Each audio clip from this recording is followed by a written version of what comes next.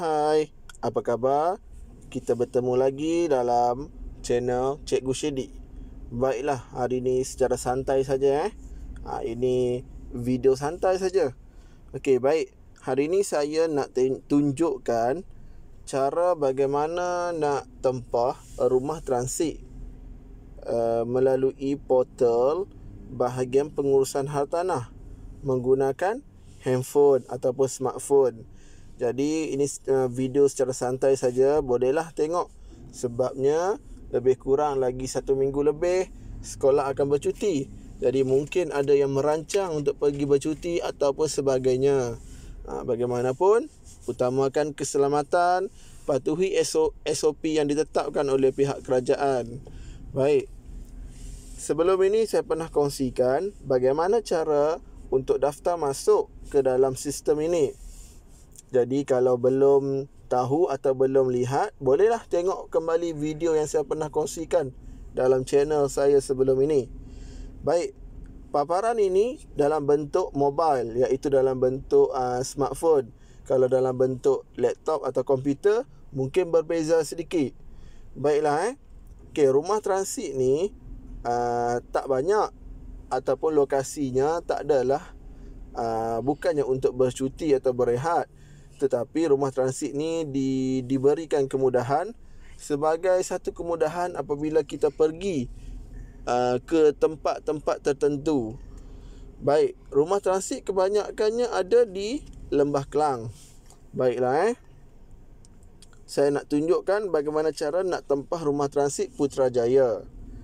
Okey, di Putrajaya banyak jugalah tempat pelancongan yang kita boleh melawat. Dan untuk pergi ke KL tak jauh. Baik, setelah berjaya log masuk, inilah paparannya. Okey, kita terus pergi ke rumah transit.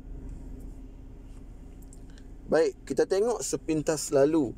Ada 7 sahaja rumah transit dalam sistem ini, iaitu rumah transit Jalan Duta, rumah transit Jalan Yutan Kuala Lumpur, rumah transit Tanjung Kupang Johor, rumah transit Jalan Ang Seng, rumah transit Port Dickson, rumah transit Putrajaya, rumah transit Labuan. Tak banyak seperti rumah peranginan persekutuan, dan harganya pun murah kalau nak bandingkan dengan tempat-tempat penginapan yang lain. Baik, kita tengok. Kita terus pergi ke rumah transit Putrajaya. Kita klik atau tekan pada perkataan pilih. Ini antara kemudahan yang terdapat di rumah transit Putrajaya. Ada apartmen 3 bilik. Kadar sewanya memang sangat berpatutan, RM70 sahaja bagi 1 malam. Bilik utama bagi lelaki, bilik utama bagi perempuan hanya RM30 sahaja bagi 1 malam.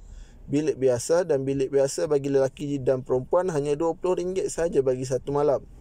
Baik, kita juga boleh tempah untuk tempahan berkelompok. Maksudnya kalau mana-mana jabatan dalam kerajaan ingin adakan bengkel atau berkursus, kita boleh tempah secara berkelompok. Tetapi mesti ada surat daripada ketua jabatan.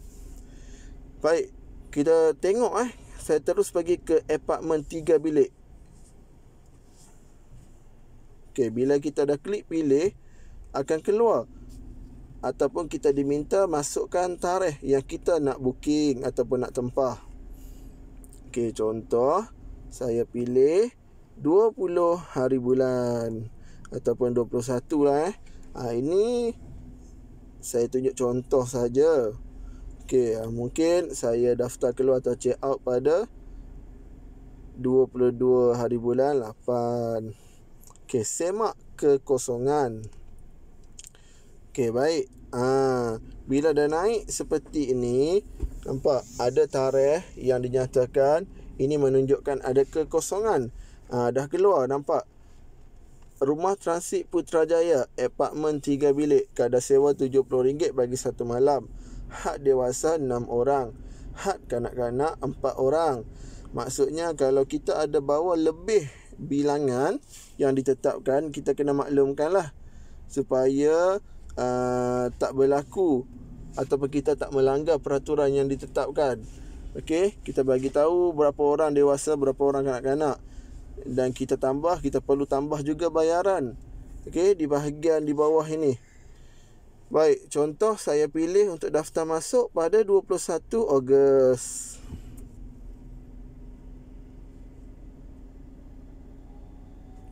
Baik, daftar keluar mungkin saya letak 22 Ogos. Nampak dah ada keluar di sini tarikh daftar masuk, tarikh daftar keluar. Ni saya tunjuk saja bagaimana cara nak tempah atau membuat tempahan. Okey, jadi saya klik tempah sekarang. Kalau kita ada tambahan dewasa atau tambahan kanak-kanak, kita boleh tambah di sini. Contoh mungkin boleh tambah lagi lah. Berapa orang kita nak tambah? Okey. Baik. Kemudian kita klik dah okey. Kita klik tempah sekarang. Baik, sebelum itu baik, bilangan unit ni hanya boleh dibuat 1 unit saja. Okey, tak boleh lebih. Baik, tempah sekarang.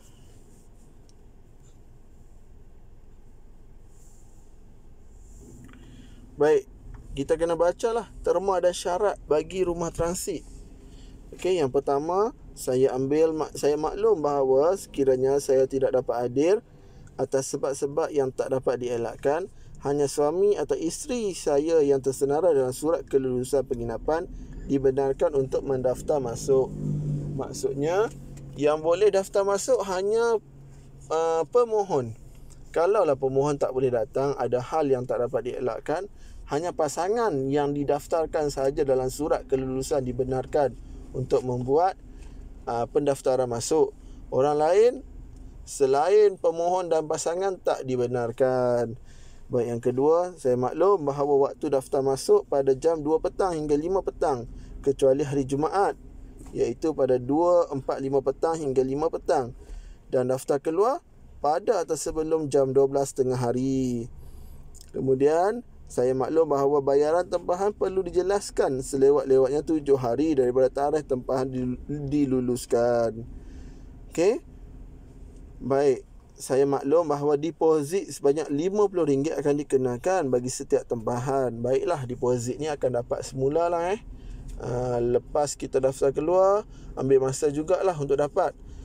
Jadi sebab itu kita perlu masukkan maklumat bank yang betul, jenis bank ataupun nombor akaun bank yang betul. Baik, dan yang lain-lain ini bolehlah baca Kita perlu teliti betul-betul terma yang ditetapkan. Kita kena sedia maklum lah, harga murah, kualiti tip-top. Jadi kita kena ikutlah juga terma dan syarat.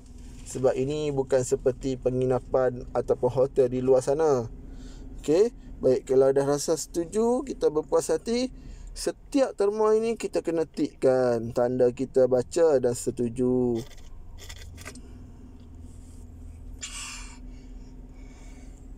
Okey, kita klik setuju.